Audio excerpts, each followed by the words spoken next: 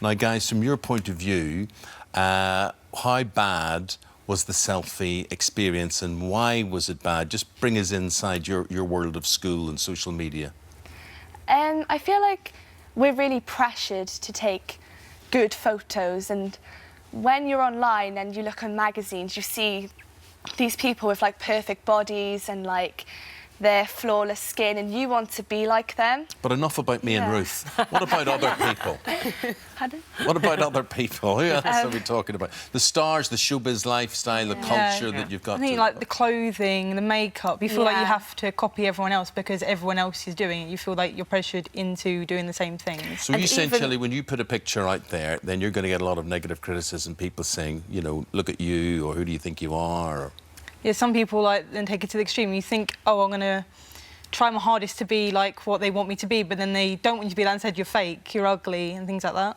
So how bad did it get for you, Hannah? Because you said you were bullied. But I mean, I've got to say, beautiful red hair. My mum's a redhead. I love red hair.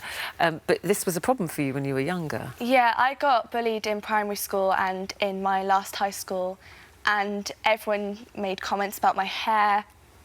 Because I was pale, and it got to the point where I was crying my eyes out at home to my mum, saying I wanted to diet because I ended up like hating how I looked, and I just wanted to change it. And so you're looking at what the popular people that you think they are.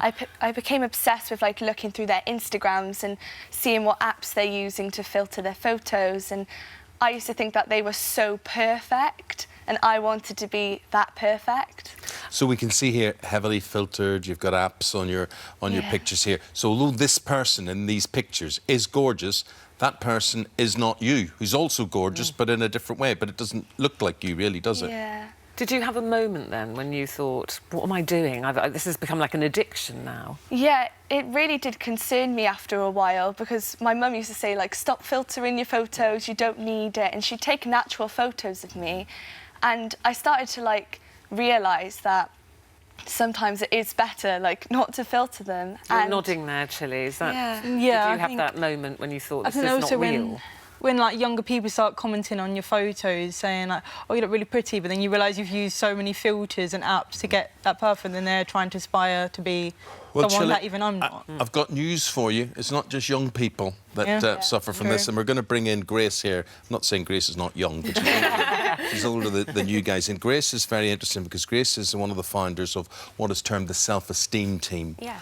And I know you've talked to government and you advise on various things, and you go around schools and you lecture on this and whatever it is. How bad is the problem and what is the solution? The problem's pretty bad, I think. I enter many classrooms every week and talk to teens about various issues, this included. Lately, I've been asking people how many photos they take before the one they put online. And what always surprises me is that that number sits at around 20 on average. And you're nodding, so you take 20 pictures before you chose one you liked. But what surprises me the most is that most people in that classroom think that it's only them that takes 20 pictures before they put one online. So we're all doing the same thing, but we think that everybody else has taken one photo and it's turned out perfect. And I think we need to open up the conversation, because as soon as I do that in a classroom, every person in the room understands that they're not the only one that's taking 20 pictures. And is this equal between boys and girls? Are boys doing the same thing? Absolutely.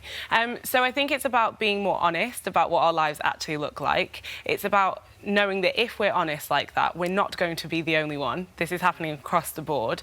And once we start doing that, we can start to spread that out to different areas. To that end, tell us about the Diana Awards scheme and this hashtag #MyTrueSelfie, is it? Selfie. Yeah. So today they brought out their app, My True Selfie, and I think a lot with selfies, where they're so edited, you don't really know the real person, you don't know the personalities, their hobbies. So this app is looking at trying to find your real person, so you can put words and things over your selfie so people know the real you. You might like gaming, or you might be a really caring person and you want to show people that. It's not just about what you look like, it's more about who you are, which is really important, and that's the message we're trying to get across. And it's an important message, isn't it? Because everything otherwise is just about what people see as perfection. Yeah. You know, we're all having fun, we all look gorgeous, we've all got lovely hair, we're all tanned or... And we've been sold this concept for a long time. It's not just social media that this happens within. We've been sold this idea that if we're beautiful or successful, then we're valued. And actually, we value people for other Well, reasons. I'm going to go round you all and we're going to do hashtag and we're going to put words that we would put over our selfie, right?